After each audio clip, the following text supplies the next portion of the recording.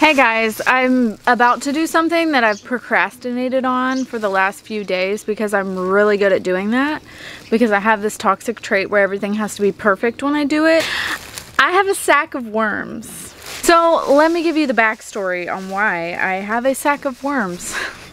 Over the weekend, we attended a 2-day workshop in Colorado, which was really exciting. Very much out of my comfort zone. It's like the plane dropped us off in like a different dimension. It's so stark different than Indiana. I couldn't get over it. I don't know if you can tell or not, but we are not home. If you can see out this window right here, that'll give you a little hint. We flew all the way from Indy to Colorado because this weekend we are attending a special greenhouse workshop. I don't know if any of you have heard of Jerome Ozentowski. He's the author of the Forest Garden Greenhouse, the book that I showed you like a month ago. We just spur of the moment booked it and we are out here. Jerome actually started the Central Rocky Mountain Permaculture Institute, which is a mouthful, so they just call it CRMPI for short. But it's super cool. He uses kind of like geothermal technology to heat and cool his greenhouse. Anyway, he has a really cool greenhouse that's 7,200 feet above sea level, and it never gets below 50 in there. Does that not sound magical? So we're going to go do a 2-day hands-on workshop. One is in the greenhouse and all about the climate battery. And then the other day of the workshop is the outside forest gardens. But anyway, so yeah, there's the little intro. So the next time you see me, I'll be in basalt. That's the whole concept. And that's the way it works in nature.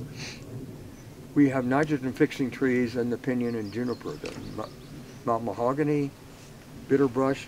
The deer come and eat it, and then it releases nitrogen into, there are also nurse trees, nurse shrubs. So Jerome taught us a way to start a worm farm, literally the easiest way I've ever seen anyone do it. And I already have all the supplies, which makes it super simple. You don't have to go out and buy one of the little worm farm bins that are specifically designed. No. He literally had nursery pots, maybe a little bit bigger than this, but I don't have that many worms to start out with. And he would just stack them in the greenhouse. So he would stack like 3 together once he puts all the ingredients in and leave them for 3 months. That's literally it. And then dump it out, collect the castings, and put the worms in a fresh bin. And by bin, I mean pot. And that is something that I can get behind, because I'm at the time in the season where if you put literally anything else on my plate, I'm going to have a mental breakdown. So something that I can like set it and forget it is what I need in my life. Now, I've brought out the book so I can show you exactly how, because I would be lying if I said that I remembered what he said while I was there. But luckily I own his book, so I can reference it at any point in time. So he has this little drawing right here. You basically put leaves in the bottom. So something so just the worms don't leave. Something to plug the bottom, but also be permeable so that the water and leachate and whatever else is created inside of there can leave. And then you're gonna put a carbon and nitrogen layer. So for my carbon and nitrogen layer, I am just gonna go get a scoop of the barn clean out that we did a couple months ago. So it's already started to break down, but still plenty of food for the worms. Then after that, you are going to put, this says kitchen scraps, coffee grounds or veggies. So that would be something like fresher for the worms to eat. And I think I'm just gonna go to the garden and pick some kale and throw that in there. Or maybe I have some in the fridge. I should check if I have some older stuff first. Then after that layer, you're gonna put your worms. Top them with leaves and make sure, and then water it down with the hose to make sure that it's all moist. And that's literally it. Just make sure it doesn't dry out.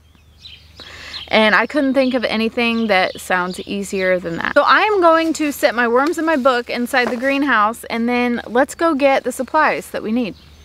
Now I'm just going to, ooh, look, there's already tons. I'm making my own worm farm right here, don't you know? Look at these. It's already got tons of worms in it. Oh my gosh. Look. Can you see those? That was exciting and surprising. I'm just gonna scoop some of this in to my bucket here. I guess I didn't need to buy worms because my compost already comes with worms. Okay, so my first 2 layers are done. I've got leaves on the bottom and then these compost worms.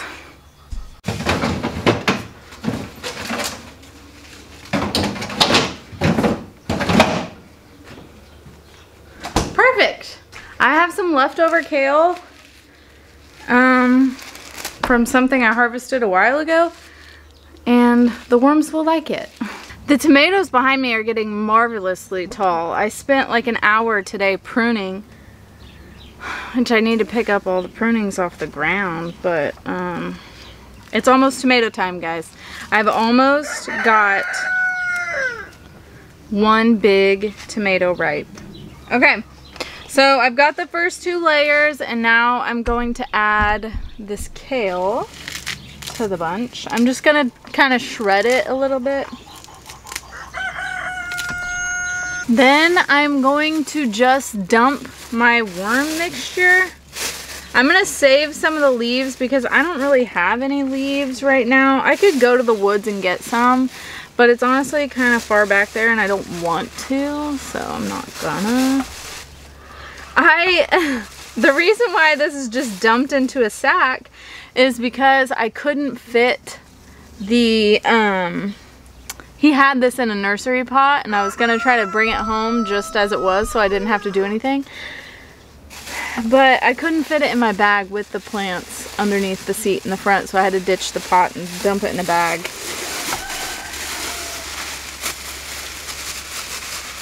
So all of this that's surrounding the worms are their castings, which is just a really nice way of saying poop. It's worm poop, you guys. But your plants will love it. It's super nutrient dense for your plants. This is like the best thing that you can possibly put on a garden. Now, while I won't have enough to use like compost to top beds, I can make a worm tea, like a compost tea, and spray it foliarly, is that a word? I don't know. Spray the foliage with the worm compost, or you can use it, there's a bee at the top, or you can use it like a drench, just water the base of your plants with it, is how I am going to use it. Now all I'm gonna do is put the leaves back on top of this, and then I will water it with a hose, and that will be the final step. Now, if you were doing this at your house, you would just want to put it in a warm but shaded location so it doesn't really want direct sun. It doesn't want to be too hot and it doesn't want to be too cold. So I'm just going to tuck it underneath the tables I have in my high tunnel because it's a shaded area, it's protected. I will remember it because if I try to put it somewhere else, I will forget it and they will all die. So I am just going to tuck it underneath this table. Another thing that I'm going to take from him, maybe not right this second, maybe this will be a fall project or something, but he was really using every bit of space that he could possibly use inside of his tunnel. Every space had a purpose. So he had tons of thermal mass in his tunnel. He is growing at 7,200 feet above sea level on the side of a mountain in Colorado, so he really had to get creative with how he was growing things. His tropical greenhouse, where he grows things like papayas and pomegranates and limes and oranges and all kinds of things in there, and it doesn't get, if he uses all of the safety measures that he has in place, it doesn't get below 50 degrees in there, which is so cool. So he uses thermal mass to heat. So he has lots of rock in there. He has a rock wall that in the winter the sun hits and heats up. He has rock patios in there. He uses rock as raised beds so that it can heat up during the day and then release the heat at night. He also has lots of water containers, so big water catchment systems that do the same thing. They heat up during the day and release their heat at night. And then if it gets, I think he said like 20 degrees outside, he will fire up the pellet stove. So that will help keep everything warmer. And then if it gets 10 degrees or lower outside, he will start a sauna that he has built into this, which doesn't that sound magical? I want to sit in a sauna in my magical tropical greenhouse and pretend that it's not winter. So it's not just one thing that helps him have a tropical greenhouse. He uses lots of little things, and when put together and used together in the system, that's what works. He also insulates heavily the north wall and the west wall. So the whole back, the north wall is just solid and it is well insulated, as well as the west wall. And so while I can't implement all of the things that I saw currently, I would like to implement some of them in the future.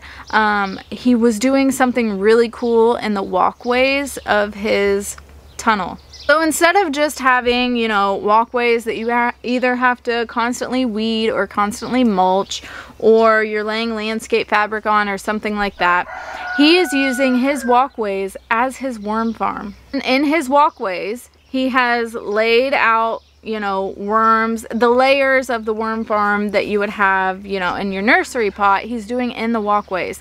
And then he puts pallets on top so that you're not walking directly on the paths. And then he'll just like lay a piece of plywood on top. So I thought that that was a really creative use of space that I want to do, because who wants to weed a walkway when you can be growing worms in it? I just wanted to share a little bit about my trip to Colorado. I learned a lot of things. I got excited about some stuff. Like if I ever got to build a house, there's no way I'm not attaching a greenhouse onto it. Because he had a pretty cool cabin that he built, and it had like a balcony inside, so like a little seating area where you can read a book and drink your coffee in the morning and look out over your greenhouse, and at the same time that's heating your house in the winter time, that the kind of heat that you don't have to work for, which is beautiful. And so it just got my gears turning a little bit of what could be possible in even a small space. Just making the most of what you have and the space you have and the things that you have. He didn't have fancy things there. It wasn't like this 5-star $100,000 greenhouse. It was like a greenhouse that he had pieced together himself and just added onto a little bit at a time and used what he had. He salvaged a lot of materials, which is a man after my own heart, because I love to do that too. And yeah, it just gave me an idea of what could be done in a small space. But yeah, I'm gonna tuck my worm farm underneath this table and get going on planting things, because I'm never not planting, you guys. I'm always planting. But anyway, I just wanted to share with you a super simple worm farm, because a lot of times we overcomplicate everything, and I learned that it doesn't need to be complicated. It just needs to function. And so this is the easiest worm farm idea I've ever seen, and I wanted to share it with you. And if you too have analysis paralysis, to where you need everything to be just right to do it, and you think too much about it, like me, just do it. Just start the worm farm. It doesn't have to be that complicated. You don't need to order everything off the internet that everybody else has. Get you a bucket, drill some holes in the bottom or a nursery pot, and layer it and put some worms in it.